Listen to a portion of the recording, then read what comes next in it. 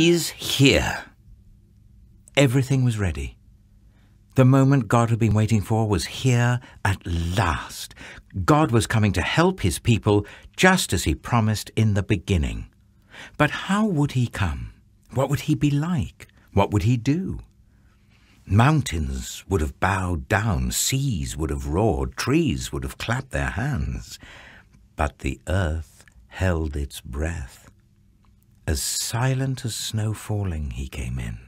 And when no one was looking, in the darkness, he came.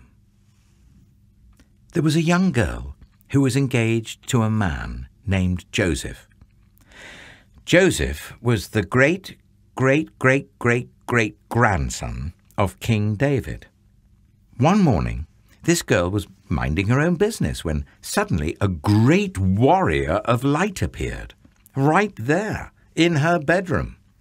He was Gabriel, and he was an angel, a special messenger from heaven.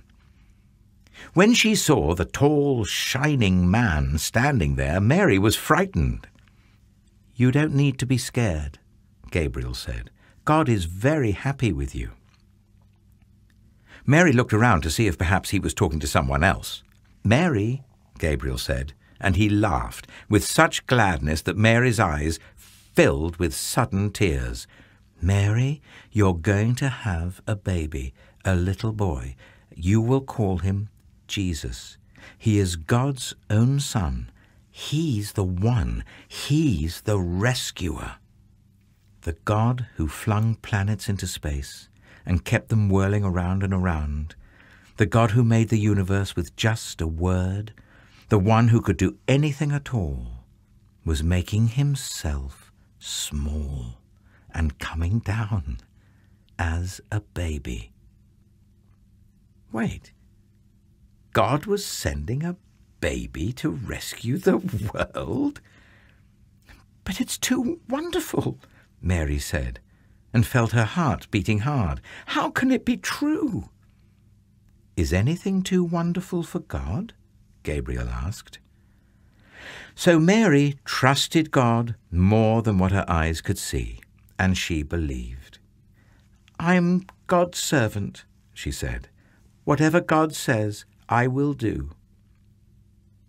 Sure enough, it was just as the angel had said. 9 months later, Mary was almost ready to have her baby. Now, Mary and Joseph had to take a trip to Bethlehem, the town King David was from.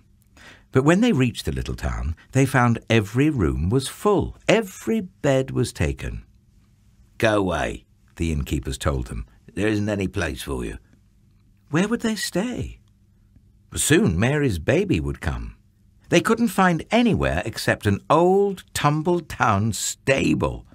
So they stayed where the cows and the donkeys and the horses stayed. And there, in the stable, amongst the chickens and the donkeys and the cows, in the quiet of the night, God gave the world his wonderful gift. The baby that would change the world was born. His baby son. Mary and Joseph wrapped him up to keep him warm. They made a soft bed of straw and used the animal's feeding trough as his cradle. And they gazed in wonder at God's great gift, wrapped in swaddling clothes and lying in a manger. Mary and Joseph named him Jesus, Emmanuel, which means God has come to live with us, because, of course, he had.